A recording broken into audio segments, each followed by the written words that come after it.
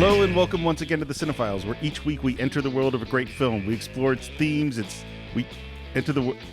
I don't know, man. What's going on? I don't know. Do we enter a world of a great film? Yes, we are entering the world of a great Is that film. what we're doing today? Yes, we are doing that today. You want to tell them what the movie is? Yes. Welcome, everybody. Well, first, that's Steve Morris. I'm John Roca, and we are talking about Armageddon today. Michael Bay's Armageddon, starring Ben Affleck, Bruce Willis, Billy Bob Thornton, David Keith. Keith David. I always get those two confused. I think it's Keith David, is it but Keith yes, David? it is the same thing. Liv Tyler, Owen Wilson, Steve Buscemi, William Forsythe? William Fichtner. Fichtner, yeah. And a bunch of other awesome NASA people, and I can't wait to talk about it.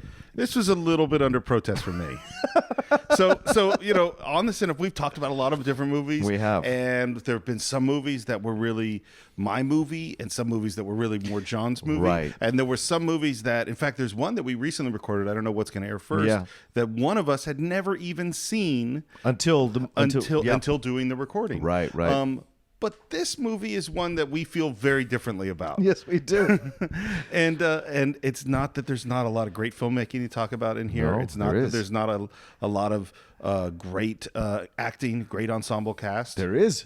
But whether or not this is a great film, we're gonna get into that. That's right. And here's my argument. For those of you who don't know, it has a DVD Criterion collection. And we all know Criterion does not do collections on films that are terrible. They don't. And so Armageddon got a Criterion. It's never got transferred over to Blu-ray, but it does exist in DVD form. Because they put one out, that makes it a great film. If it says Criterion Collection, There's I therefore assume great. it's a great film. Yeah. Well, it certainly has things to talk about. Yes, it does. So, John, let's find out. How'd you first come to Armageddon? I went to see it. I remember the night I went to see it. I went to see it with my best friend, Maurice Jones, from back home in Virginia, who's still my best friend. We went to an 8 o'clock showing or 9 o'clock showing of Armageddon. I had to talk him into it. We went and saw it at the AMC Potomac Mills, and I absolutely loved the film. He hated it, and so it's always been a bone of contention with us. And I imagine there are a lot of people that feel the way you do, Steve, that it's not a good film or a film that they like. But I think this is a very great film in terms of the genre that it exists in, which is the destruction genre, or whatever you want to call it. Disaster genre. Yeah, I think it's the best one of all the disaster genres. I have to think through all the disaster movies. Besides Adventure. Well, that's what we've talked about getting to. Yeah, we will get to that. It's funny.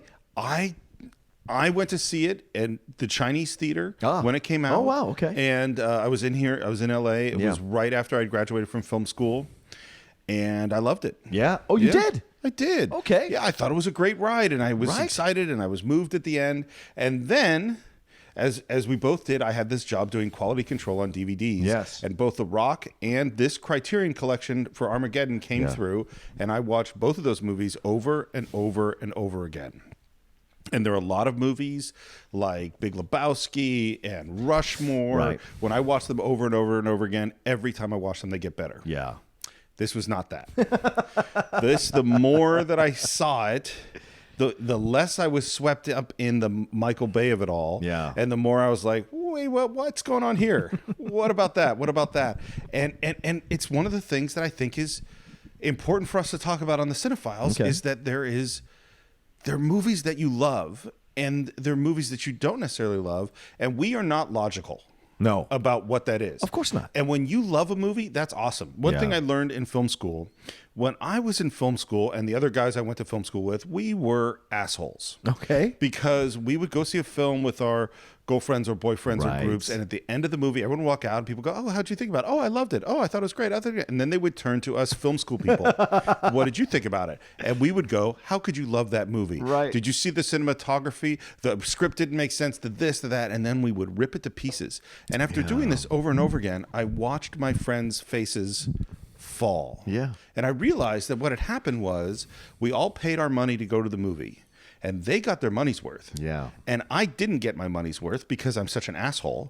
And that what I was then doing was essentially stealing their money. Yeah. Because I was ruining the film for them. And their joy. And their joy. Yeah. And I was making them feel crappy when they had just had a great time. Right. And I'm the one not having a great time. And I learned to shut up. Well, this is part of becoming a cinephile, though, Steve. We all go through this time in our lives, in our 20s, when we're discovering film. We're like, when we love film the way that we do, it's like, why don't you see what I see? Why can't you see the mistake in Act 7 or Act 3 in scene, at the minute or hour 25-minute mark? Like, there's all this stuff that we break it down because we love it. But as we get older, we understand the subjective nature of film and then create space for people to like what they like and not like what they like. And then also realize our own guilty pleasures, which speak to undercut our love of higher-end films. Because there's so many movies that I love, and there are clearly things wrong with them, and I ignore those things. Yes, you do. Because I love them.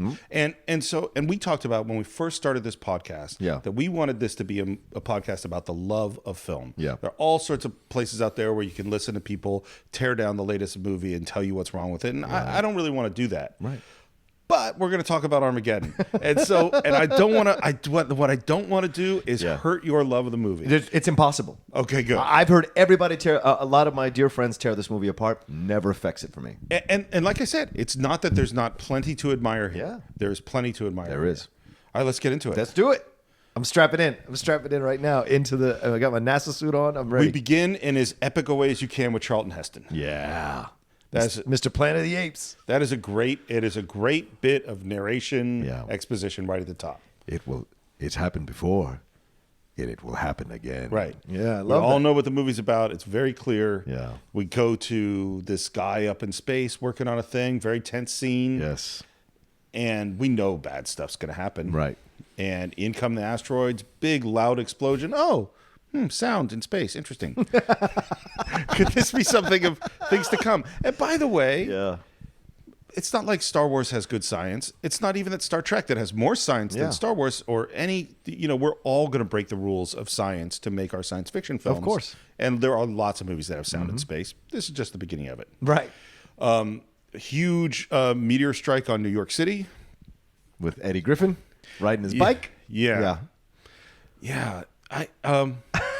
What? What's the problem? Is it the CG issue? No. Okay. This is the beginning of CG. Yeah. And, so you forgive it because it isn't 100% perfected. Yeah. And honestly, one of the things we can say about Michael Bay, he is painstaking about his effect shots. Absolutely. And they look, even at the time, they look really good. Yeah. Compared to some other CG that was in the world. Yeah. And obviously he's continued that. Yeah. No, with Eddie Griffin, it's sort of like, here are some caricatures. Yes. That's the level of the way that we deal with a lot of people in this movie is, here's this caricature. Yeah. That's... Well, then you have hanging with Mr. Cooper, who's in the taxi. Then you have the Asian tourists. That's you're right. It's very caricaturish. Right. I'm not going to say it's racist, but it's I don't think it's overtly racist. I just think they're just presented in a way that's not 100% intelligent. You know what I mean? Because they're like, I want to go here. I want to go shopping. I want to do this or that. And you can't tell me there aren't people like that. Sure, no, but I think this is you're right. But the Taxi Cooper doesn't play him as a dumb black guy. He's just like freaking out that all the. I mean, how would you react when meteors are flying all over the place? I mean, you might be screaming. I would react with sophistication. Yeah, of course, yes. No, do you mean after I change my underwear? I mean, like, yes, right, no, it's terrifying. Right, and Eddie Griffin too. But Eddie Griffin, this is his character. Like Eddie Griffin had done his stand-up that. You know what I'm saying? Absolutely. So to me, I didn't. If any, they give him a dog and all this kind of jazz. And it's a funny sequence. Yeah, it is. They even found a way to tie in Godzilla, which they had released. Yeah, Godzilla came out right at the same time. Yeah. Right? And obviously this did a lot better than Godzilla. Yes, it did. And this goes to one of the things I want to say is like we're immediately the Armageddon has a complicated tone because the tone is going to be serious at certain points, and it's also going to be this really light and telling you very clearly don't take this too seriously. Right. And it's an interesting thing, and I think in a lot of ways it pulls it off. Yeah, and I would argue, Steve, it's a conservative film. Of course it is. I mean, when we get to, and I am not a conservative, but for whatever reason, I absolutely love this film, even with its conservative nature. And it may be because I served in the Army for 8 years. There's a very powerful military, pro-America vibe to this film. And I've said this. I said this on Action Movie Anatomy when I was on their show to talk about this movie. I said it is an American, a red, white, and blue penis in a red, white, and blue Speedo. Standing proudly atop the world. That's what this movie is. It is such an American film. I'm going to have to take a moment and just appreciate that particular image. It is. It's a very large penis. Well, and you say, that you're not conservative, but but when you say that, I think you're saying you're not conservative in the way that conservatives are today. Yes. In terms of classic conservatism, which is classic American values, patriotism, I'm very all much that. You're all that stuff. Yes, I am very much that. And this is very much made out of a flag waving. Yes, which is what I love about it. Yeah, I mean, we'll get into it later, but there's a American flag on the Russian space station. Yes. You know, like, and this goes into Michael Bay's and Jerry Bruckheimer, because Jerry Bruckheimer is the producer, one of the most successful producers of all time. Absolutely. And Michael Bay and Jerry Bruckheimer, they're like in lockstep in terms of at this moment in time working together. Yep. And they both like a certain kind of visual, a certain kind of epic structure. Yeah. And it is so. Your image of the guy in the Speedo. I was gonna say balls to the wall. I don't know if that, but it's true. It is full on. Yeah. That's why I love it, and you get this whole. The beginning is great because one, there's explosions. It's like James Bond. The beginning of every James Bond movie is a massive action sequence. This thing begins with explosions, gives you an idea of what you're going to be dealing with, what's going to be happening, and then you go into Then you go into NASA and what's going on there, and then they got to name the asteroid, right? And by the way, great casting from Billy Bob Thornton. Yes, so good. Billy Bob. It's funny. He's an odd guy. Yeah, he is. He's just almost always good. Yes, he is. Every movie I've never seen him not be good. Yeah, I think he's always good. Even when he wasn't Billy Bob. Yeah, there's movies he's been in that aren't good. Yeah, of course. But he's always just like natural and interesting, and I think this is one of my favorites of him. Yeah, he's very likable in this. Yeah, if you can't get Ed Harris, you get Billy Bob Thornton to run your NASA program. Well, and you can feel the Apollo 13 in this movie. Like that's you a can great point, feel Steve. the referencing it, but like going, okay, let's take that movie, which was fairly, real and dealing with trying to get the history right, and now let's just take some of that and just go crazy with it. We get the guy and the wife naming the asteroid, which is a very funny scene. It was, and it's right then that we then cut. Oh no, then we have and that's the levity you're talking about. There's always that levity within all the danger in the totally. And is it then, because you know the movie better than me, that we have all the NASA plans on how we're going to deal with this? Not yet. No. It's but you might be right, Steve. It might be that it goes that direction. It goes like Billy Bob talks about how the president asks him, Dan, we didn't see this thing coming. Well, our object collision budget's $1 million. That allows us to track about 3% of the sky. Is this going to hit us? We're efforting that as we speak, sir. What kind of damage are we? Damage? Total, sir. It's what we call a global killer. The end of mankind. Doesn't matter where it hits. Nothing would survive, not even bacteria. My God. What do we do? Actually, it's kind of a liberal shot at this idea of the fact that it's pro-science. So that's what I like. And to be clear, this is actually a real threat. Yes, it is. It is not that likely that it's going to happen, but it absolutely could happen. Yeah. And they absolutely are watching the skies for asteroids. Right. And it is really hard to spot them, and that's all correct. Yeah, and he does. He says it's a global killer. Like, so you get right from the beginning, you understand what the stakes are, what the plot is, what the danger is, and you have all these people coming up with these ideas to come up with how to do. You're right. How to stop this? And they have the Mylar sails and the flame, all that stuff, and trying to blow up something in the middle of it, and then Billy Bob gets angry, and then the guy runs in and says, "We have 18 days." Right. And then Jason Isaacs comes in. Lucius Malfoy comes in, and he tells him what needs to happen, and then they have the conversation. Genius, right. And we're going to do it. And then we cut to Bruce Willis hitting golf balls into Greenpeace. Again, a conservative moment. Yes, but I enjoy that because Bruce throws in that that idea of like, do you know how much diesel fuel that ship is blowing out? So you don't tell me about I shouldn't be drilling when you're using the same fuel to come out here in your Greenpeace ship, which I loved. Sure, and it is a very funny argument, and I could argue an opposite point, but I don't. I'm care. sure. It doesn't matter. It doesn't matter. But this is a great way to introduce him. The rock and roll riff, the guitar riff, and everything to that nature. And then, of course, he has to find AJ, which is played by a very young Ben Affleck, who looks fantastic in this film. And this is because this is right after Good Will Hunting. Yeah, and this is I don't remember if this is before or after like Chasing Amy. No, it's before. But before this is Chasing Amy? I think because this is like the beginning of movies of Ben Affleck. Ben Affleck. This is a star maker role. Yes, this is like he had been in. He was 25.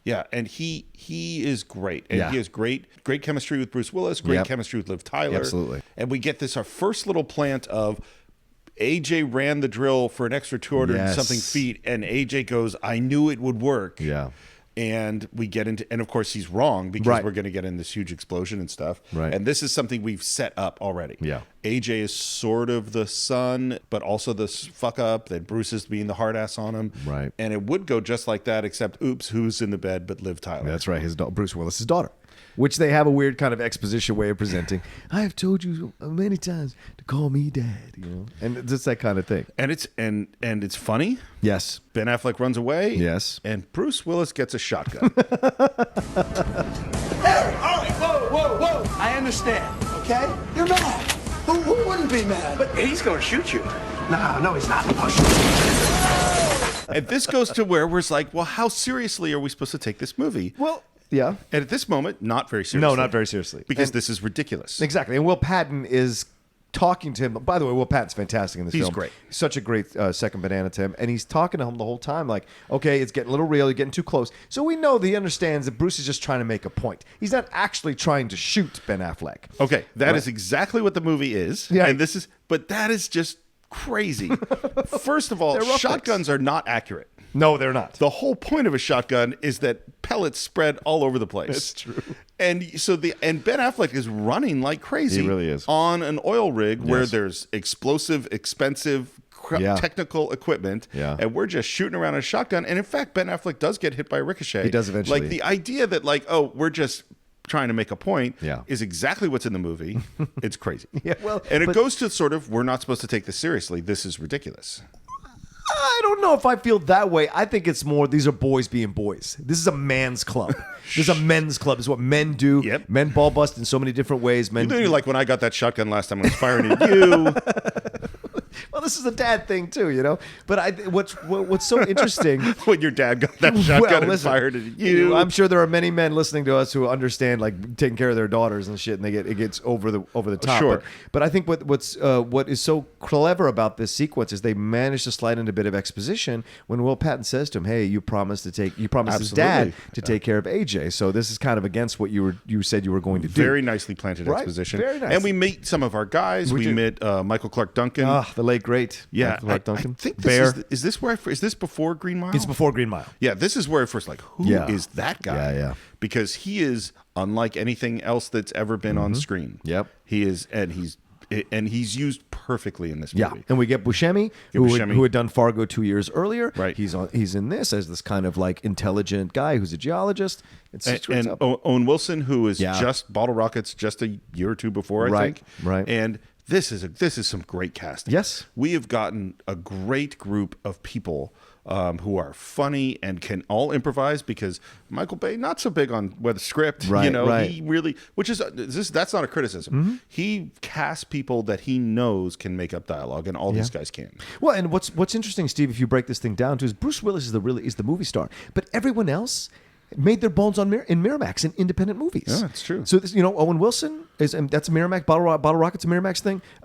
Fargo's a Miramax thing. Ben Affleck Go Hunting is a Miramax thing. Oh. And Billy Bob Thornton with Blade with Sling Blade. I never thought about that. These that's are all right, so this was smart casting because if you're going to have this kind of film, you need to have these independent actors that can bring gravitas and play humor and drama at the same time. And they definitely do. Yes, they do. And then we have some I'm going to investors. convince you to love this film by the end of the podcast. Just go ahead. Well, that will be a test, won't it? When we get to my final thoughts, I'll let you know. So, yes. But you don't have to convince me that this ensemble is great. Oh, even Liv Tyler coming off of films on Miramax as well. So I didn't think about that. Yeah. I mean, they're a great ensemble. It's yes, beautifully cast. Yes, they are. And some investors or something show up. Japanese investors. And that's when huge explosions, I think, is a consequence of AJ's actions. Really. And we have a big, shut down the fiery oil rig sequence. Yeah, and he gets fired. AJ gets fired. Yep. And then that's when the military guys show up out of nowhere, and they tell Bruce Willis he's got to come with him, and because they got to talk to Washington, and Bruce thinks it's a joke.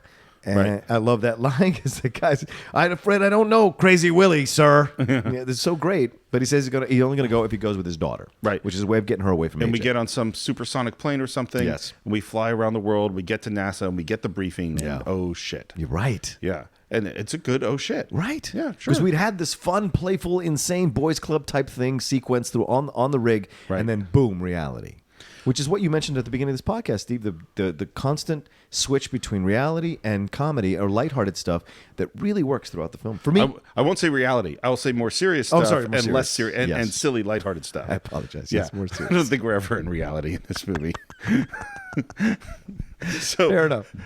So we lay it on Bruce Willis, Yeah. and we're gonna want to drill through this asteroid to plant a nuclear bomb to make Right. the thing split in half. I'm like, okay, that's our plan. Well, this is the moment, right? In every movie, when I took screenwriting class, every movie they said you're allowed one leap of logic, right? After the second, if you Oh, you're only allowed one? Yeah, you're only You allowed mean one. if I happen to find 2 leaps in logic, you will agree with me that this is not a great film? in the main plot. What if I find 3?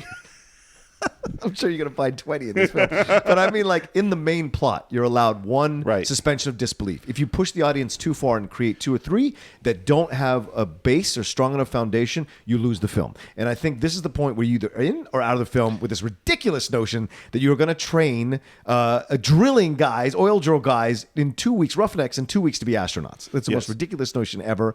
And you're either in or you're out. Well, and this is the suspension of disbelief. That's exactly what I wanted to bring up about this movie. Yeah. Which is, if it succeeds in suspending your disbelief, this is a great movie. Yes, it is. And if it doesn't, it's not. Okay. And that's the and what's so interesting to me, because we see movies with all sorts of ridiculous stuff. Oh, yeah, sure. People flying and people coming back from the dead, and course. true love, ridiculous things, and we suspend our disbelief all the time. Yes. And an interesting question is, why do you not? What is it that a movie has to do to keep you going on believing these things? Yeah. And at what point do you go, no, I'm out? Yeah. And for the first time I saw this movie in the Chinese theater, Yeah. I totally suspended my disbelief. Right. It was only on subsequent viewings that I can't anymore. That's so funny because this is one of the most watchable films for me. I watch it all the time. Well, all the time. When Michael Bay is good, he pulls you along. Bad Boys is fantastic. Yeah. Yeah. I don't love Bad Boys. I don't like The Rock, and people love The Rock. I don't get it. I liked it the first time I saw it, and Yeah. watching it more and more, it became just terrible. It's just not for me, man. But I'll see Con Air a million times to death. That's not Michael Bay, though. No, but it's essentially Michael Bay. Yeah, it's a Bruckheimer. Simon West Yeah. directed it, but it's Yeah. essentially Michael Bay. So Bruce. Yep. So the first plan is the astronauts will do the drilling. Yes. And Bruce we met our genius. Right, the astronauts will do the drilling. Yes, exactly. Right, and we met Lucius Malfoy. Yes. and Jason Isaacs. who is the most brilliant guy in the world, who has a Yeah. great sort of I know your science advisor. The president's science advisor. He- Yeah. You got a C. Yeah, whatever that At is. MIT, yeah. And then, so he's the super genius, Yeah. and then we watch Bruce just rip him to pieces because he looks at this drill and you got it all wrong, which Right. is okay, a little weird, but It's 2 sides of the coin, though, isn't it? Sure. It's the meat and bones regular American dude versus the high end intelligent guy who doesn't know what it's like to be a normal person, Well, right? So you have their battle throughout. well, Yeah. and this is a working man American Yes. hero movie. Absolutely. That is the heroes in this film. That's why I love it. I mean, we do throw some respect towards NASA. Yeah, yeah. But it's really, without real Americans, Yeah. real manly men, we cannot save the planet. You know, drilling's a science. It's an art. I'm a 3rd-generation driller, doing it all my life, and I still haven't got it all figured out. I assume you sent for me because somebody told you I was the best. Well, I'm only the best because I work with the best. If you don't trust the men you're working with, you're as good as dead. If you want to send these boys into space, fine. I'm sure they'll make good astronauts. But they don't know jack about drilling. I just love the Bruce's reaction, and it's like, wait, is this the best you could do? And this is the best that the government, the U.S. government can come up with? I mean, you're NASA, for crying out loud. You put a man on the moon. You're geniuses. You're the guys that think his shit up. I'm sure you got a team of men sitting around somewhere right now just thinking shit up and somebody backing them up. You telling me you don't have a backup plan? That these 8 Boy Scouts right here, that is the world's hope? That's what you're telling me? Like, just that whole high-pitched rant that he goes on is just hilarious to me, and it's perfect vintage 90s Bruce Willis. It's vintage 90s Bruce Willis. If you see Last Boy Scout, if you see any of the Die Hard movies from the 90s, they just have that kind of vibe to them. And then we go, Bruce Willis says, no, I need my guys. Yes. We're a little short on time here. Will you help us? All they got to do is drill. That's it. No spacewalking, no crazy astronaut stuff. Just drill. How many men were you planning on taking up there? We're sending up 2 shuttles, 2 teams. If I do this, I'm going to want to take my own men. You got it. And it's interesting, too, because I was watching this last time, and I went, is that what Billy Bob Thornton wanted all along? It seems like it is, right? It is absolutely what he wanted all along. Yeah. Okay. The next sequence is almost the whole reason I was willing to do this podcast. Because I think this next sequence is amazing in terms of filmmaking. Okay. What happens next? Do you remember? Is when they go after all the guys, right? have to go after other guys. And corral them up. Yeah. It's a great sequence, right? It's so good. It's such a great sequence. Have you ever noticed any problems with that sequence? No. Let me explain something Sure. to you. Go ahead. So where did we last see our guys? Oh, you're talking about time frame. How the hell did they all get off the rig? We were on the rig in the South China Sea. The world is going to be destroyed in 18 days. Right. Bruce Willis gets on some kind of supersonic jet and flies to NASA. He spends 10 hours having a conversation. Yes. So we have, let's say, at the most, been gone from the South China Seas for 36 hours. Yeah, but he says... Maybe 2 days. He says to Maybe, Chick... I don't, yeah. Get all these guys paid and get them off the rig. He says that. Okay. How long does that take? Now, let's be really clear. I don't know. I'm not a roughneck. AJ has his own business. He does already. With a rusted sign Yeah. that says AJ's Drilling. But we don't know that he could have already had that business ahead of time. Come on. Have you ever tried to travel from the South China Seas? I agree with you, man. You're right. This is a fair point, but once again, this is those kinds. But it works for the movie. Well, exactly. And I actually, this is not a criticism, actually. Oh, okay. This is, I mean, it's completely makes no sense at all. Of course. It is total logic crap. Yeah. But this, I think, is a very important lesson for filmmaking, which is that if the engine of the film is driving you forward, people will not pay attention. I can't tell you how many people I've brought up this point about this movie, and never has anyone ever noticed it. No, because they enjoyed it. Because you're just on this ride. Yep. And the fact that somehow in this, we have 18 days before the world is going to be destroyed, they managed to, within less than a day, get back to America, spread out completely, be in the midst of all their lives, somehow just abandoning this rig that was just on fire, by the way, in the South China Sea. Very it's true. Completely insane. And we go, that's cool. Yeah. Because we're on this ride. That's right. We're on the ride, man. Yeah. Just like you said about Chekhov, like you say, when we were talking about Star Trek II Wrath of Khan, you said, like, we will accept if it's good. If it's good. If it's bullshit, we'll tear it to pieces. Tear it to pieces. Yeah. Yeah. This is not one that ruins the movie for me. I agree. I think it's crazy. But it's also a great way to have these characters have their individual moments and build. It's a great exposition moment for all these individual characters. Yeah, because they each have their little bit. Yep. And then they come back, and when they come back together at NASA, that the score of this film is so effing good.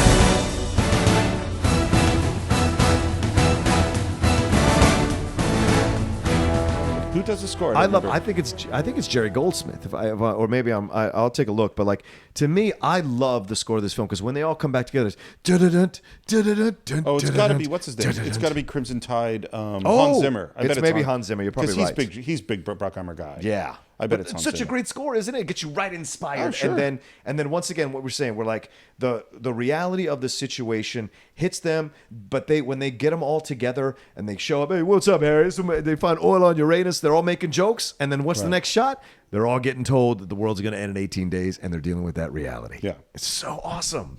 I love that. And they agree to do it. Yes, we're all going to go do this crazy thing.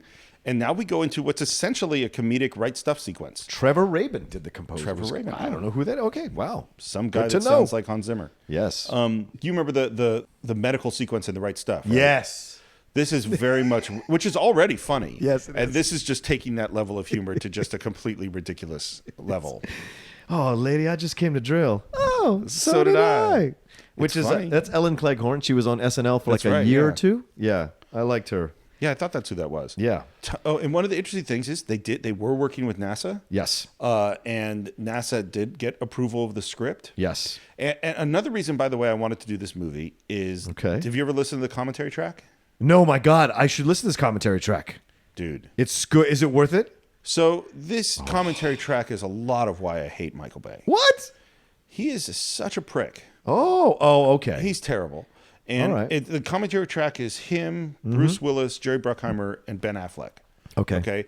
And it's interesting in all sorts of ways, in a way that commentary tracks usually aren't. Right. The first one is that Michael Bay is perfectly happy calling everyone else a fucking idiot. Oh, yeah. And that he is the one, who had to figure it out. You can hear, because in general in Hollywood, there's a way that you talk about stuff. Yeah. You don't kind of air your dirty laundry because that's not cool. Right. And you just say, hey, it was great to work with everybody, and that's what we say. And that's dishonest on a certain level. Sure. Michael Bay doesn't follow those rules. Nope. And hearing his arrogance and his nastiness and his dismissiveness of a lot of stuff, Yeah, he's not my guy. I respect that, dude. You know, he's really not my guy. I've heard him on the sound on the behind the scenes for Transformers stuff, which I worked on before I left. Yeah, and so you get that. The fact that he likes to name everything after himself, he's almost like a dictator. Oh yeah, like the Baymobile. Yeah. Or he calls it Baction. Oh Jesus! So it's just really interesting. By the way, Trevor Rabin did the score for Con Air, right? So I'm not surprised. Yeah. Enemy of the State. Yeah. So yeah. Remember the Titans. So these are great stuff. Yeah, all Bruckheimer stuff. So yeah, okay, it makes sense. And the other interesting thing about the commentary track is that Ben Affleck's really. So I think Ben Affleck's really funny. Yes. He's obviously really smart, and he was really young when he did this. 25, and he was not classy on this commentary track. Oh, and he obviously has strong opinions about Michael Bay, and he made a lot of fun of him. Wow. And he does Billy Bob Thornton Sling Blade impressions. Whoa, really? And and it's funny, as the commentary track goes on, by the end, he's really kind of saying some really interesting things. Mm-hmm. But it's also some stuff where you're like, don't say that, Ben. But he's definitely making fun of Michael Bay. Like, why is there a helicopter in the background of this scene? I guess it's just Michael Bay, And in Michael Bay's horrible way of directing actors. And, there's so it is a fascinatingly weird commentary track. Okay, it's weird. All right, so they're all told. Yep, we're gonna do some training. Yeah. Look, you want to compare brain pans? I won the Westinghouse Prize when I was 12. Big deal. Published at 19, so what? I got a double doctorate from MIT at 22. Chemistry and geology. I taught at Princeton for 2.5 years. I think this might be the most uncomfortable room I've ever been in my life. Why do I do this? Because the money's good, the scenery changes, and they let me use explosives, okay? Okay, you want to be all psychological with me? That's fine. I'll tell you one thing that really drives me nuts is people that think that Jethro Tull is just a person in the band. Who's Jethro Tull? My favorite dish is haggis. Heart, lungs, liver. You shove that all in the sheep's stomach, then you boil it. That'll put some hair on your ass. I am not crazy. I'm just a little emotional right now, okay? Y'all throwing all this stuff at me, man. But after this is over, could I get a hug from you or something? Okay, Cyclops lady's starting to bug me. By the way, I just want to say one last thing, Star Steve. I love the ending of the medical scene because that actor is so believable, right? Yeah. He's like failed, colossally failed. Right. One guy had the thing is that the horse, it's a tranquilizer. Yeah, ketamine. Ketamine, and he's these guys are the big guys. Yeah, this is a tranquilizer for a horse, right. And so you get this idea of what is going on, but then they get approved. Then you get the slow motion shot, which I think is one of my favorite lines where Fichtner goes, "Oh, Jesus, talk about the wrong stuff." Yep. When you're doing the right stuff shot. That's right. I love that sequence. Anyway, but this goes to, this is not serious. Yes. Well, this is a cartoon. There's levity.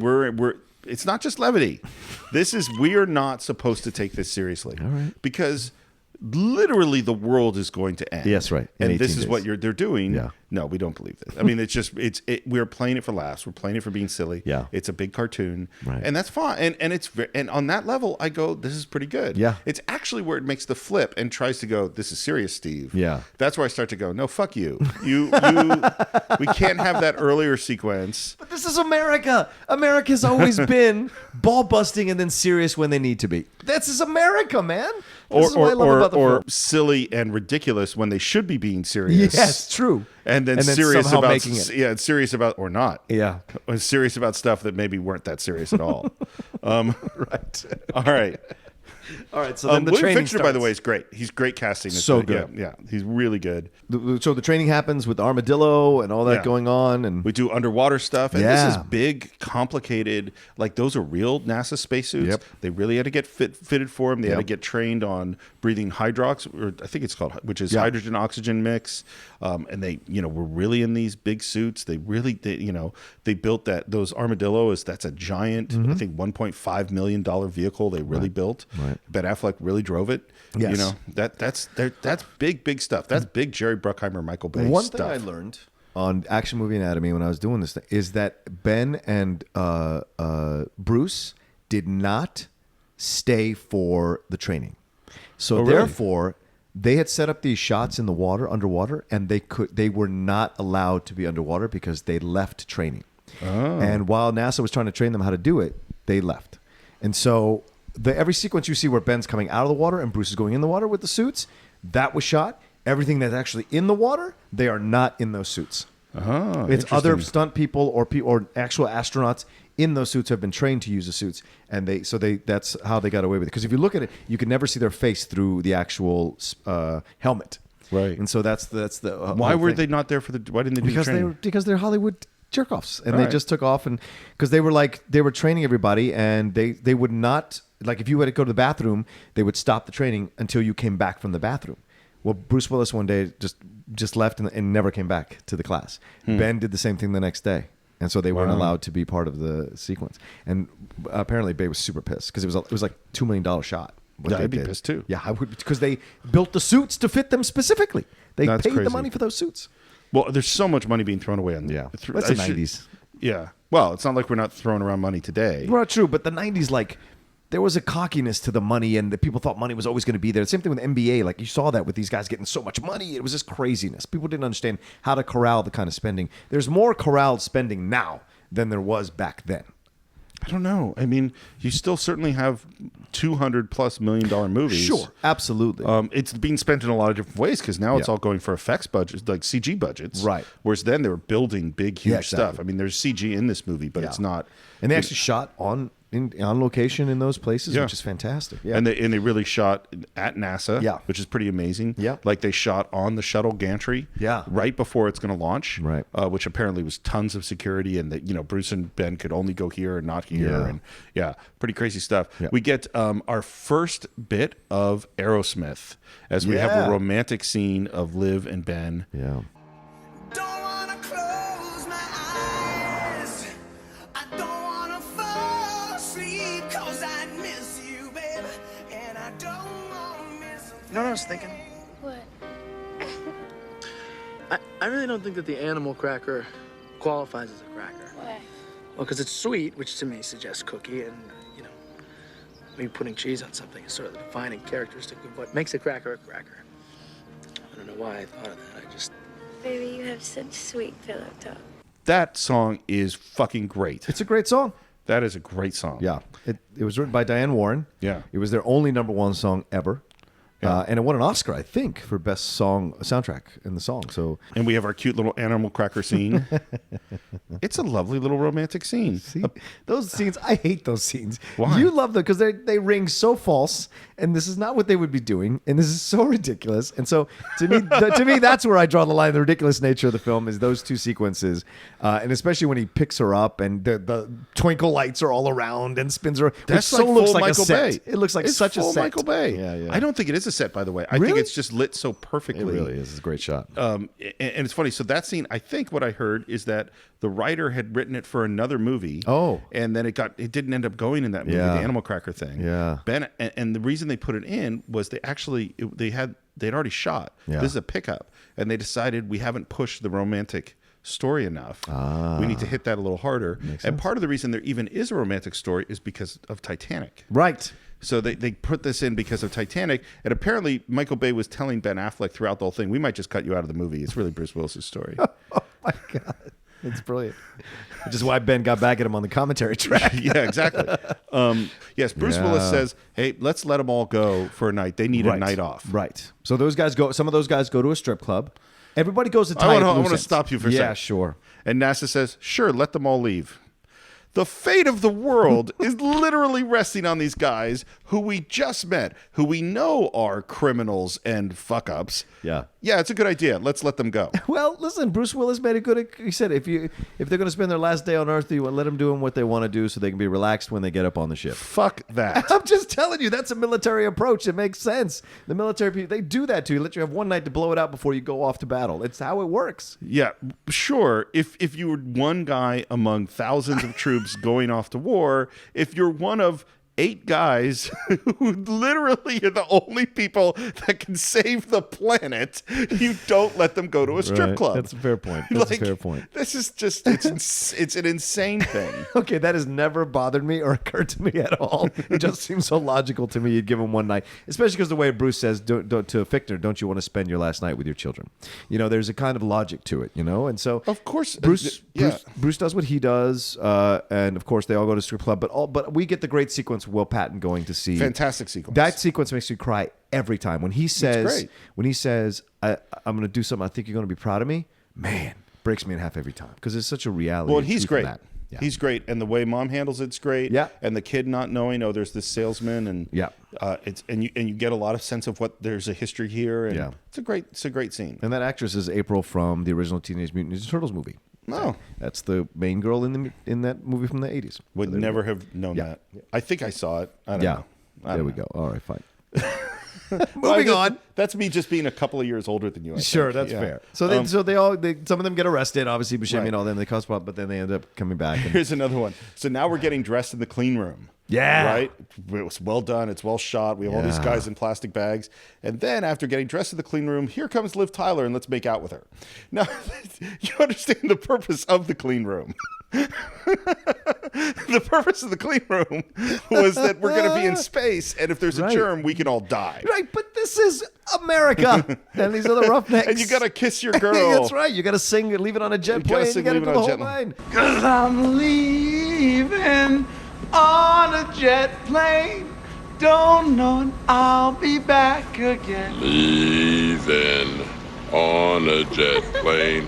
I don't know when I'll be back again. Leaving on a jet plane. I don't know when I'll be back again. So, Truman, this is who you found to save the planet. Ross, you good to go? One sec. Boy, don't take anything seriously. Yeah. Reminds me of a guy I used to know. I don't know when I'm marrying you. That's right, you are. Which, once again, gives that levity to these serious moments and lets you feel connected to these characters and a sweetness and a warmth of these characters. Nice. It's a nice scene. It's great. It's dumb, but it's a nice scene. And we get more exposition because Bruce Willis says that boy doesn't take anything seriously, and Will Patton says, "Yeah, it reminds me of someone I know," which is making Bruce connect to AJ more because Bruce has forgotten that he was once like AJ. Yes, you're absolutely right. That is the intention of that. I love that. Then they go say goodbye to each other. We fly off into space. Right. We go to the Russian space station. Hey, Peter Stormare. Stormare. He's great. Love him to pieces. Another fantastic character actor. This might be one of my favorite things of his. This is the most incredible action sequence. This is in my top 10 action sequences ever.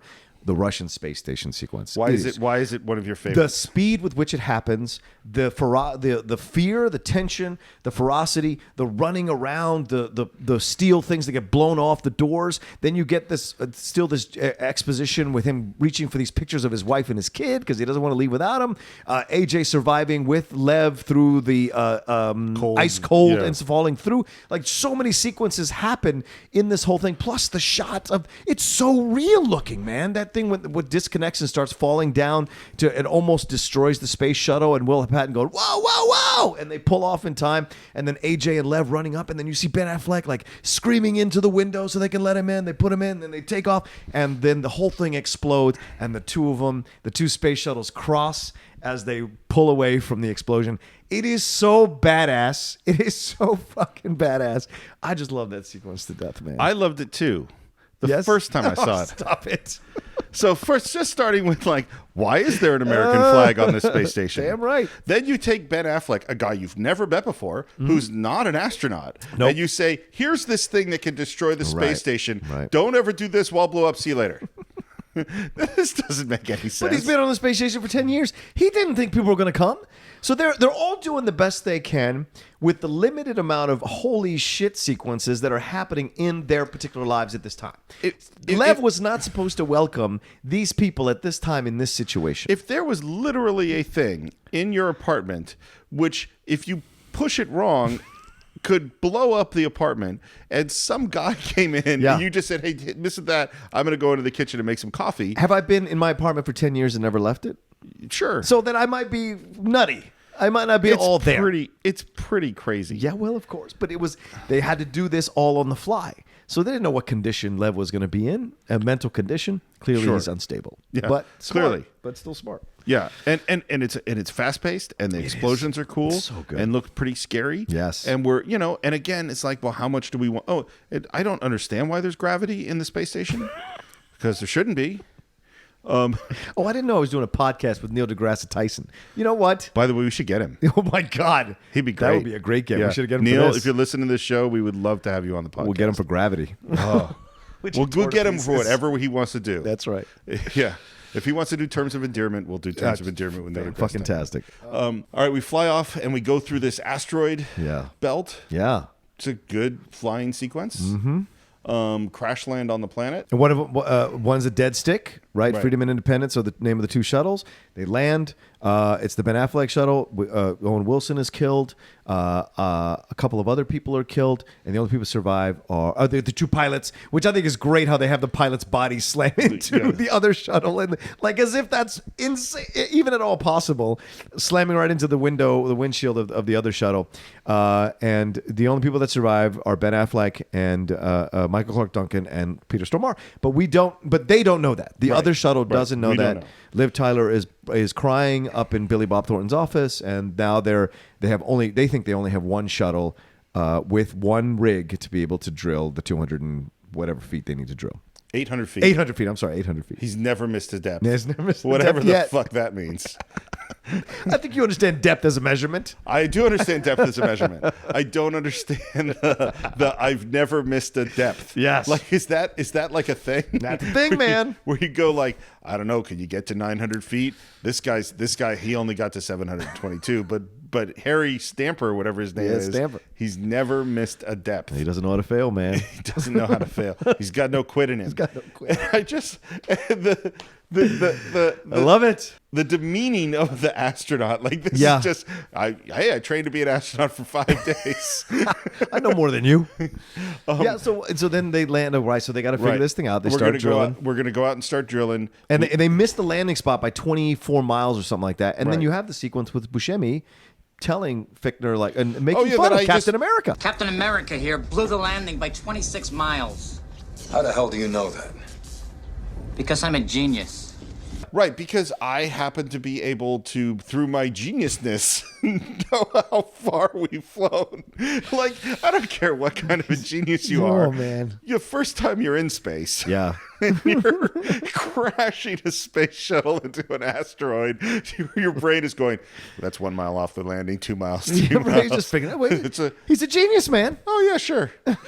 Sure. What do you have, 5 degrees from MIT? What was it? Is that what he was saying? 2. 2 degrees from MIT? Yeah. You want to compare brain pans or whatever he says in the sequence there? Look, and again, this is what happens throughout the movie. It's hilarious. Yes. Steve Buscemi is great, but just on further reflection, like, that doesn't make any sense. But that's why we need that sequence when they're getting tested for the medical stuff and then the psychological stuff, right? Because they lay the groundwork for these characters again. Like, Will Patton is kind of on edge. He's like, I can handle what I'm going to do. I just can't handle this room. And Michael Clark Duncan is crying. And then that nutty guy who's a great voiceover actor, the larger dude, he's screaming, the Cubs win. And then you have Buscemi going like, you know what, this is boobs, this and boobs, and that boobs. And then it's Ben with like, this is Harry telling me what to do. So you get this great a foundation building for these characters so that when that sequence happens with Buscemi where he's like, Captain America blew the landing by 20-something miles, you believe it because he's intelligent. Well, no, the movie, you clearly believe it. Yeah. It's again, upon further reflection. Yes. It's funny. Yes. Steve Buscemi is great. Yes. You accept what the movie has told you. It's just like, that doesn't make any sense. Okay. All right. So we go to drill. Yes. And it's like solid metal. Yes. And iron. Yes. And we blow a tranny and a drill bit in 20 feet or whatever it is. And we're having some trouble. Yeah. They only drilled 87 feet, and they're way behind schedule. Right. And now back down on Earth, Keith David is telling Billy Bob that they're going to have to remote detonate the nuclear secondary weapon. protocol. Yeah. Ben, get them out of there. Evac right now. What's going on here? I've been ordered to override the system.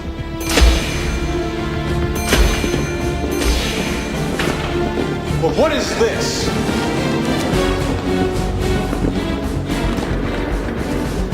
Secondary protocol. And I love this because I love when Billy Bob turns. This is one order you should fucking, and you fucking know it. The orders are to remote detonate in 30 seconds. You have not told them yet! That is my father up there! This is one order you shouldn't follow, and you fucking know it!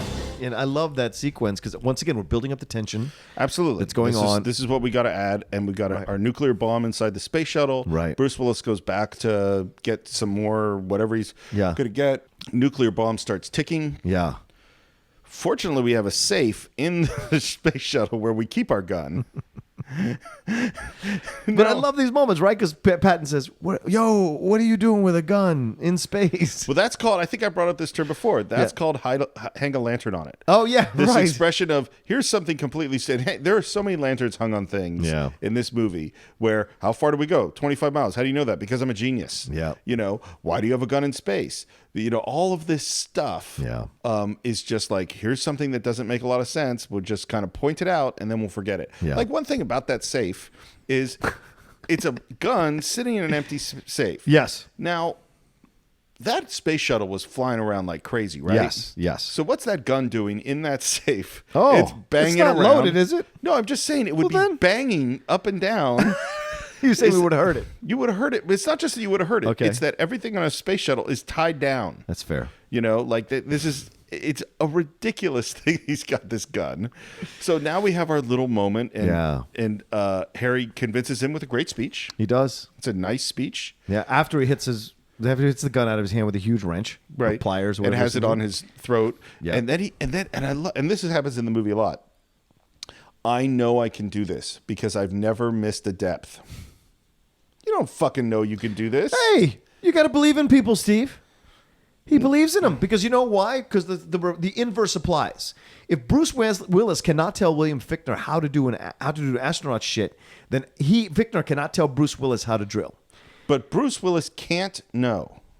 He does know because he's a professional. He's never been on an asteroid made out of iron before. Yes, but he's got ideas. And by the way, also he's got a feeling. I like that we give again another hanging the lantern on it is gravity on this asteroid. Yes, we're gonna have super light gravity, yeah. But you'll use your thrusters, which we never see what the fuck that is, and then it'll all be okay. And what we see is basically guys walking around with normal gravity, except when AJ wants to jump this canyon in the armadillo, and then suddenly gravity is apparently very low. Yes. But we never see anything like that elsewhere in the film. We see it a couple of times. Right. But gravity exists or doesn't exist only when we need it to exist or not exist. But you have these levels going on, right? You have the government having their own agenda. You have NASA having their agenda. You have Bruce Willis having... Because, I mean, the fact that they have a drill card telling them, like, you know... right. That whole... And I love that Bruce Willis makes fun of that. Harry Stamper makes fun of that. It's so great because it's just that idea of, yes, some things you can't just plan out. Some things you got to go by feeling. And once again, that's very American. It's very American. We'll figure it out. We'll figure it out. Yeah, we'll just trust the way we feel about things. Right. Like, we don't really need facts or science. We could just feel stuff. In fact, if I feel that things like climate change aren't real... Wait a minute. Now you're getting political. Now there's no point to that in here. Well, you just said that Americans like to just feel their way through things. I just think they go with their feeling. They go with their gut, right? I think just a lot... That's a very American thing. Maybe that's why I don't like this movie. Okay, all right. But a lot of things have been performed by going by their gut, by a feeling, by a knowledge, by just an idea. Like, I got a feeling. A lot of military tactical maneuvers are done through feeling. Analysis and feeling. Like, I just got a feeling. I got no problems with feeling. Okay. I mean, as an artist and an editor and a writer, right. I use feeling all the time. Sure. But when I'm trying to fly into space, feelings don't matter so much. You know? That's fair. Like, okay. like it's like, what is this material made out of? Yeah. How strong is my drill bit? Yeah. How far can I get through it? Exactly. Feelings don't go into it. Right. Now, I can understand that if you're used to using a piece of equipment, that you have a certain feel for the piece of equipment. Sure. That's certainly true. Right. And you could feel how hard it's working, what kind of material you're hitting. I'm sure that's true. Yeah. But you don't know what is under the surface of this asteroid. Sure. Because he even says it couldn't be more than 50 feet of this iron. Yeah. Why not? Because if there was more, we couldn't drill through it. So he doesn't know. When he says, I know I can do this. He doesn't know, but he wants a chance because he knows the nuclear option is a waste of time. Sure. So that's his argument. That to me, that's not his argument. That is a better argument. His argument is, I know I can do it. I've never missed a depth. Again, whatever the fuck that means. Right. Because it's also not like... So, yes. Of course, after we convince Fichtner, the captain... Yes. we have to disarm a nuclear weapon. Now, we've Yes. seen disarming the nuclear weapon sequences in right. James Bond Of movies course. and all sorts of stuff. This is a really good one. Yes, right? It's a really stressful, tense one that comes right down to the last wire at the last second. And it's funny how cliches work. You know what I mean? Yeah. Like if you had a bomb that was about to blow up and you disarmed it with 53 seconds left, why would you do that? Yeah, it's not as you thrilling. have to wait until the last possible second and the last cut of the last wire. Right. Because, of course, then they have bomb disarming skills. Right. That's a great sequence. Yes, and Buscemi has space sickness. No, he has space dementia. Space dementia out of nowhere. And it is really funny. Yeah, it is. First, he's just looking out, hey, I got a great view of the Earth. Right. Then he finds a gun. Now, why is this Gatling gun? Just in case. In case of what? They have to shoot through walls or shoot through rock. You just never know. Or- I'd rather be over-prepared than under-prepared. That's You what I want say. to know the actual reason there's a Gatling Sure. gun? Toy deal. No. Yeah, the armadillo sells. That's what Michael Bay says. Oh my gosh. The armadillo really? sells much better with a Gatling. And this, by the way, goes into part of why I think he's such a jerk. In the commentary track, is he talks down about his audience so much. Sure. He's like, it's not so sophisticated if we could have made it an R movie, with all the swearing. Yeah. And so we got to dumb it down, because the kind of the kids and the people that want to watch this kind of movie. I mean, he is so disrespectful to the audience, and we talking about like we got to get this gun on this car, and that's what you got to do. And right. He just, and it's funny. Jerry Bruckheimer in the commentary track is great. Yeah, he is. And he obviously Bruckheimer's a pro. He knows what he's doing. Yeah. And Michael Bay just seems like a spoiled kid. Yeah. And by the way, that is a real Gatling gun. Wow. That shot however many thousands of rounds a second, and they had to have full-time security on the gun. Yeah. Because it's so dangerous. And the moment of William Fichtner saying about Steve Buscemi, What's the matter with you, Rockout? This is insane. You lost your mind? He's got space dementia. I'm out. That line is just That's so too far? stupid. That is a stupid line. I mean, clearly he's losing it. It might be a real thing, though. Space dementia. I don't know. I'm not an astronaut. It's a bad line. My mother ain't no astronaut. So we gotta tie after he does the riding the nuclear weapon, Yes. a la Dr. Strangelove. Yes, which was a great reference again. Sure. AJ. Yes. He's in the armadillo. Yes. We take this jump with our thrusters. We fly So cool. way up into space. Yes. Poor Lev hanging on. Lev's hanging on. I think this goes into sort of ridiculous. Well, land. of course it does, but that's at that point though. If you're out of the movie by that point, they'd have lost you 37 different times before they got to that sequence. So when they get to that sequence, you're more about enjoying it. And more this than is anything what. else. But this is why the first time I went okay, and the more I watched it, and all of these sort of things, like, wait, that doesn't make sense. Where's the gravity? Why are they doing Right. this? What does this mean? Right. That's why I'm not in it anymore. And that I can't. And this is the interesting thing. I can't go back to my innocent mind and Okay. watch it like I did the first time. Okay. for I'm sorry. me. No, it's sad. Well, 'Cause that's I why. love it. Well, that's great, and Yep. you have gotten more. You've gotten your God. money's worth. Yes. The fact that we suggested this is a possibility, I was so happy to go back and watch it again. And it's on Netflix, by the way, so you can watch it. Yeah. And so all that sequence happens is just to reaffirm that stick-to-itiveness, that don't give up, never give up. This is a very American thing, right? Galaxy Quest says it, no, never give it, no retreat, no surrender, there's all those kinds of things. It's very American, these slogans, And so to me, it's just taking advantage of that idea, that mentality. Yeah. Just keep going. Yeah, just keep Don't going. quit. Just keep going. If you Yeah. believe something, no matter science or logic Whatever. or rational, you just bullheadedly Sometimes go forward. It just works out. Well, and one thing I can say, and this is something I've thought about a lot Yeah. in terms of career and life, is Yeah. that no one can guarantee that you'll succeed, but we all can guarantee that if you quit, you won't. Yeah, exactly. That is definitely true. Yeah. Now, and the way the movie is constructed, the world is literally going to end if Yes. these guys don't succeed. So Exactly. they have to keep going. Yes. No question They have no about choice. it. After this crazy adventure, AJ arrives back at where finds Harry. Yeah. And we have the great, I have 5 words for you, which Yeah. has become a thing. But only after we lose the original drill guy. He gets blown off into space because the They hit a gas pocket which explodes. Oh, right. They shoot, and it shoots Right. the So we've lost armadillo, that and so we armadillo. lose him. Right. And it's great slow motion sequence Right. going on. But there was a great use of slow motion throughout this entire film.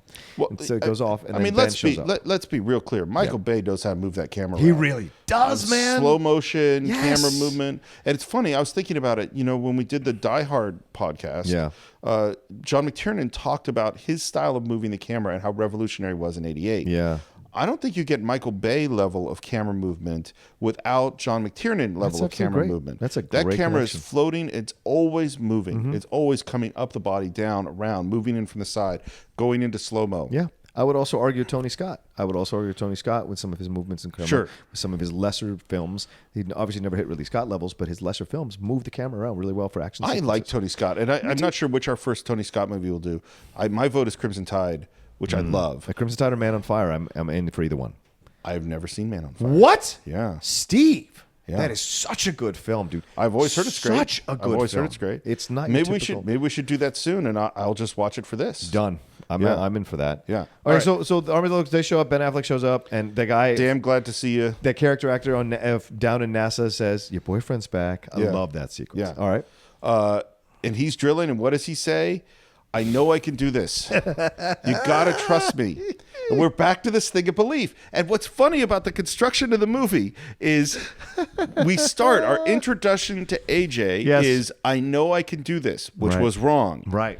Then later on, and I think in the water simulation, he goes, "I know I can Yes. do this," and he's wrong. And Harry is continually saying, "You don't know, Yeah. you don't know, you don't know." Now we're in our final scene, and this is classic film structure of you establish a pattern, you repeat the pattern, you modify the pattern, or Yes. you evolve the pattern. Yeah.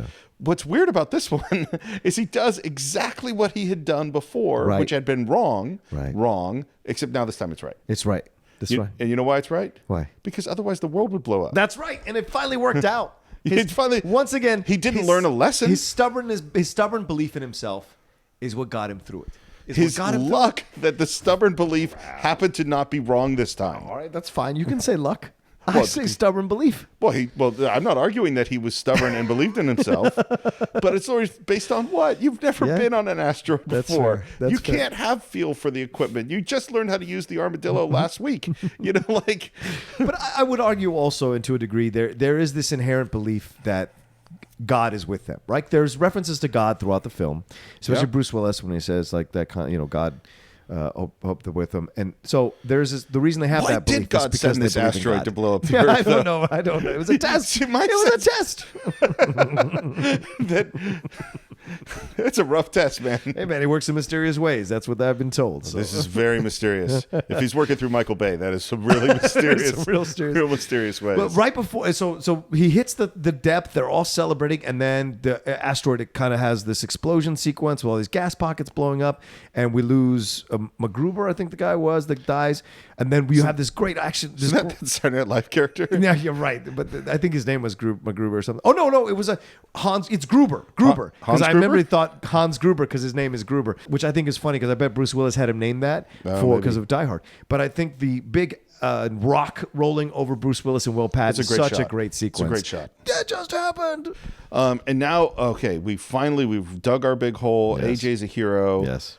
There's one problem. What's that? Nuclear bomb can only be exploded manually. because the gas pocket explosion ruined the trigger to blow it up. Yeah, this is a classic sort of Star Trek moment. Nice.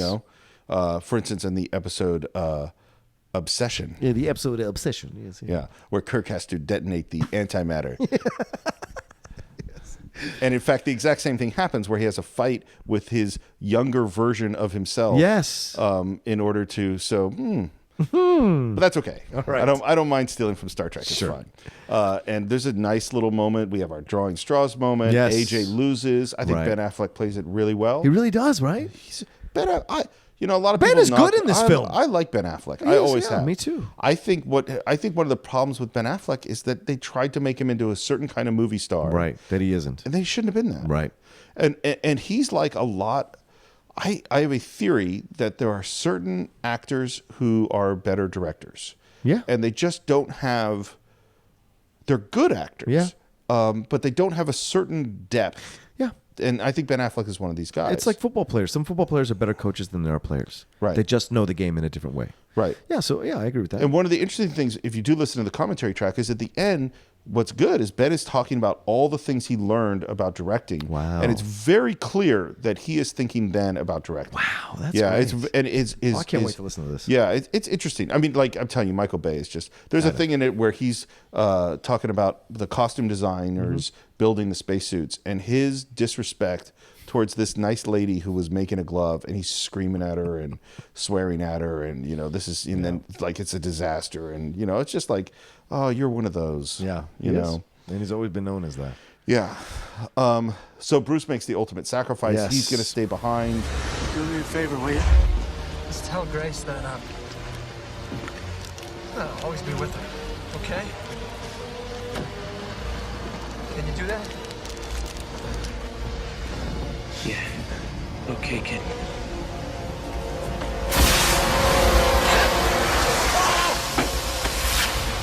Hey, Mr. Truman. Make sure Truman gets that. Get in there.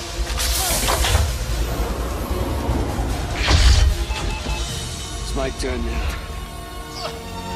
Harry! Harry!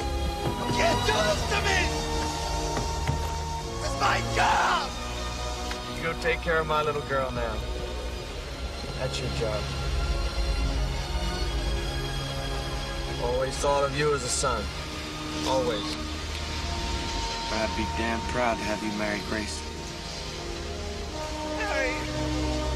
You take care of yourself. Harry, no! I love you. Harry, I love you! Don't, Harry, wait a minute! I love you so! Don't do this, Harry!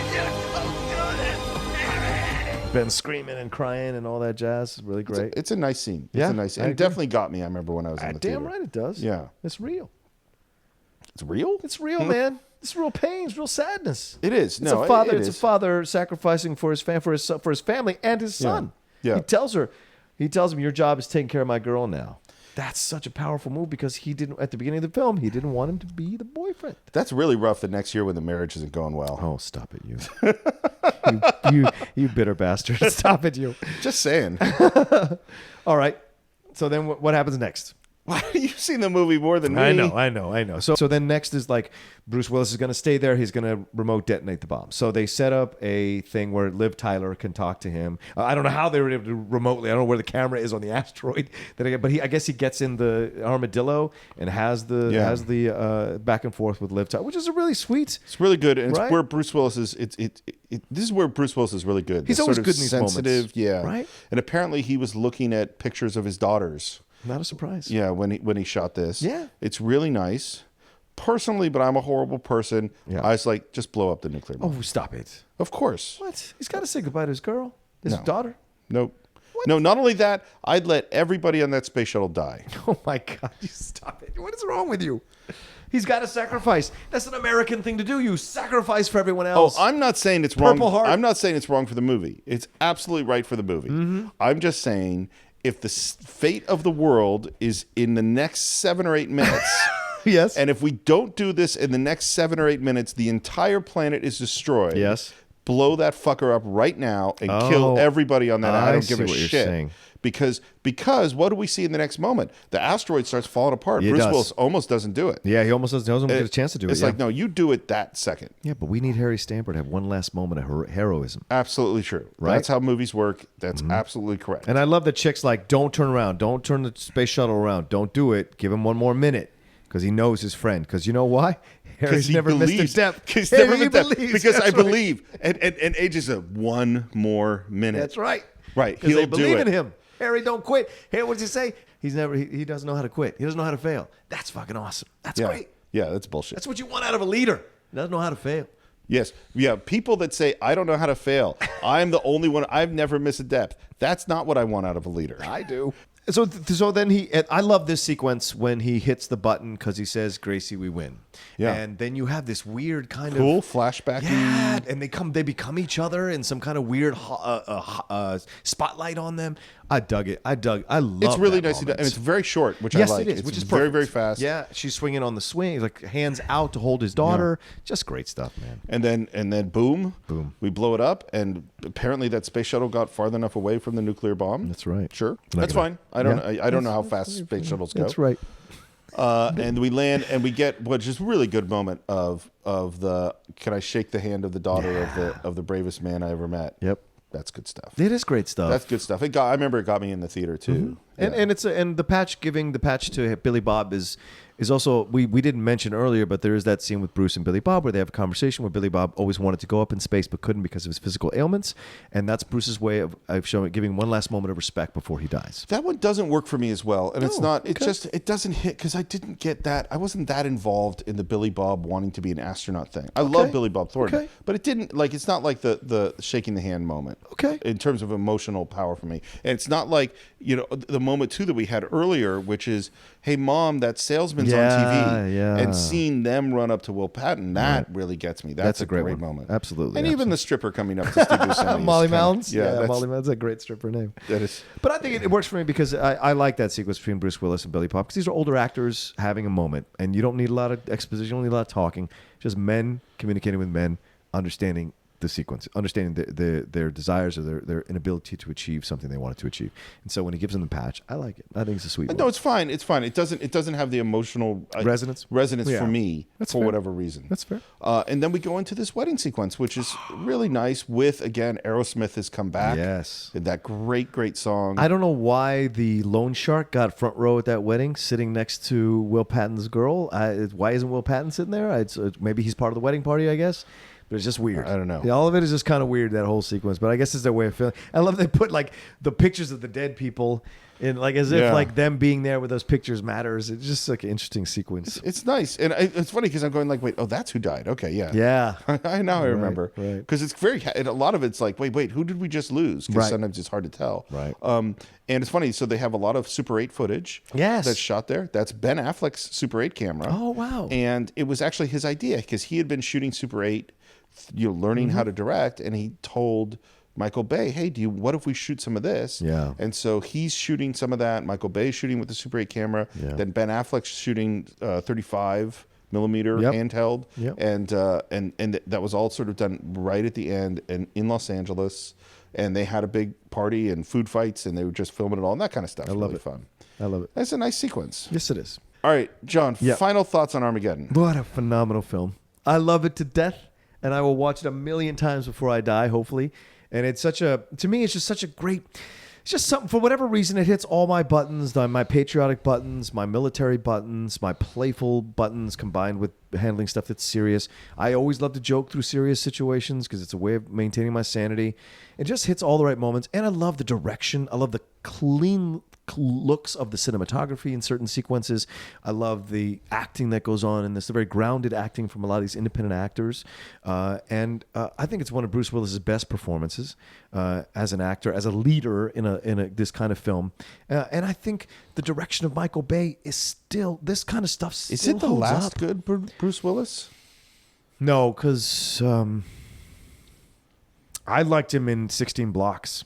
Oh, I didn't see it. Oh, he's so good in 16 Blocks, man. And Lucky Number 11, he's nice. Oh, in yeah, Lucky yeah, Number yeah. 11 He's good in that, So too. He has these at times where he shows up and he's really good. Because there's in a lot certain of moments. not good Bruce Willis Yes, in the there last always since then. mails it in and stuff sometimes. Yeah.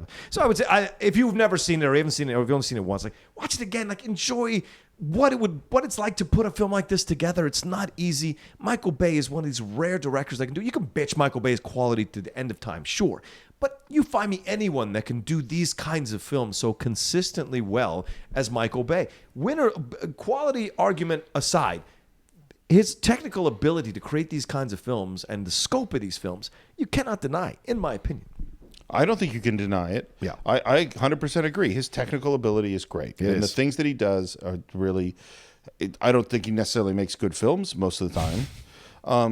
So my final thoughts, I wrestle with the same thing I wrestled with at the beginning. Well, two things is one, if you love a film, love it. That's Yeah. great. Mm-hmm. And there are some films I love that aren't necessarily that good, and I'm going to continue to love them. Right. And I really feel that cutting down people for liking a film that I think that's just a mean thing to do. Right, I agree. And this is as a person who has done it a lot. Me too. I used to do it back when I was younger. And trying to go no, it's good. What if you love a thing, then that's a gift and that's awesome. And the thing too is that I cannot deny that there's all sorts of great things in this film. We've talked about them. And we go to this issue of suspension of disbelief. And there's a certain point in me that I just turn on the movie. Yeah. And I can no longer suspend my disbelief. I can admire the technical aspects. I can love the ensemble cast. I can even be moved by certain moments, but there are just certain things where I can't. And yet there are other movies that probably have just as many problems that I do suspend my disbelief. Yeah. And maybe it's when you came to them or what kind of person you are, or maybe it's just stuff you dig. Like, for instance, I'll watch a Kung Fu movie that's bad. Yeah. And if the fight scenes are great, I'm cool because that's what I came there for. Right. And in this one, that doesn't work that way. Well, a number of our friends love this film. A number of our friends, intelligent friends. Michael Vogel loves Armageddon. Right. Shannon McClung loves Armageddon. Jen Groskup loves Armageddon. These are people that we know who are accomplished, intelligent people in their fields, and they love this movie. There's just something that speaks to them about the movie. And so, yeah, but there are plenty of people on your side as well, Steve. I've experienced this throughout my life. Maurice Jones, who's my best friend from Virginia, he is one of the smartest people I know. He's the city manager of Charlottesville, Virginia. He hates this movie, and that's just how it is. Well, and I don't hate it. He but sees it's the logic, flaws in logic. Yeah, that you but see. it's definitely I find it problematic. Yeah. And so you know what? We really need to know what you think. Yes. Like, what do you think of Armageddon? Are you Team Roca or Team Morris? Which we will call. We're doing that now. We'll call it Team Belief and Team Logic. That's right. That's right. If you want to tell us what you think, you can visit us on our Facebook page. That's at Cine-Files, Cine-Files. You can find me at Twitter at SR Morris. John, where can they find you? Yeah, you guys can always find me at The Rocha Says, ROCHA, on Twitter and Instagram. And follow us because we love interacting with you guys. We love all the comments. Please, like Steve has said a number of times on the last few episodes, please leave us comments on iTunes. Please leave us ratings on iTunes. It really helps us. On Stitcher, we are The Cine-Files with a space between Cine and Files with an F. Tell people about it. More people are learning about us, and we're making some moves to move into bigger networks, hopefully, to get this this groundswell of support validated for this podcast. And we can't thank you all enough for being with us from the first episode, or if this is your first episode, going back and downloading all the other episodes to enjoy our conversations, because we love doing this show. We are having a great time, and we are going to have a great time next week. Yes. On the Cine-Files.